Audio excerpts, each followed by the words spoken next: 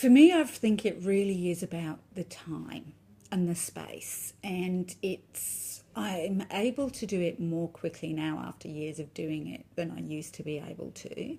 But and it's recognizing that when you are taught feedback techniques in whatever context, what they often miss in that process, let's say you're learning about the feedback sandwich, give them a good thing, tell them a bad thing, give them a good thing.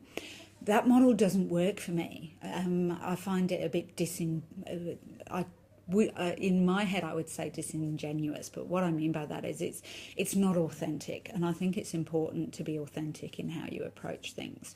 So often you'll get this advice about feedback, and it takes experience to put that into a practice that works. And I think in all situations, but definitely in learning, if the students can see that your motivation is authentic and it is about getting them where they need to be, and you are not judging them, because that's the number one mistake I think with feedback, is to put a negative judgment in your tone, whether it be written or verbal. And you might well be frustrated because you might have explained it 1,000 times, and the 1,001st time they've still got it wrong. But it's that recognition that frustration is about my needs, not about my learners' needs. So all of those thought processes take a while to develop, and then they take a time to respond to and deliver. And in some assessment tasks, the workload to give people effective feedback becomes huge. And that's why I suppose I've said that I would negotiate that information with students, because I will actually say to them, if you want this kind of feedback, it's going to take me more time. And also sort of discuss with them about which subject or which assessments I can do that for them on, because I can't do it everywhere. Yeah, so it's really, but definitely time. And I think it's giving effective feedback it's time consuming to learn.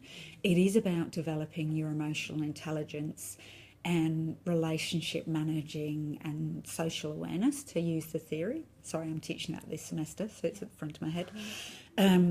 But there's also about wanting to do it well and wanting to help people grow. And after all, that's why most of us have chosen to work in vet, because we want to equip people to progress and become lifelong learners, and it becomes worth the investment. And I've mentored quite a few new teachers in my time at CIT, and I would say in that mentoring or supporting process, the thing that people tend to want the most input from their mentor on, and when I was being mentored when I first worked in vet myself, is actually about that feedback process, because that's why we're here. So it does take time, it is a big investment, but for most of us, that helping people to learn and to grow and develop is why we've ended up in this profession. And feedback for me is the key to that happening.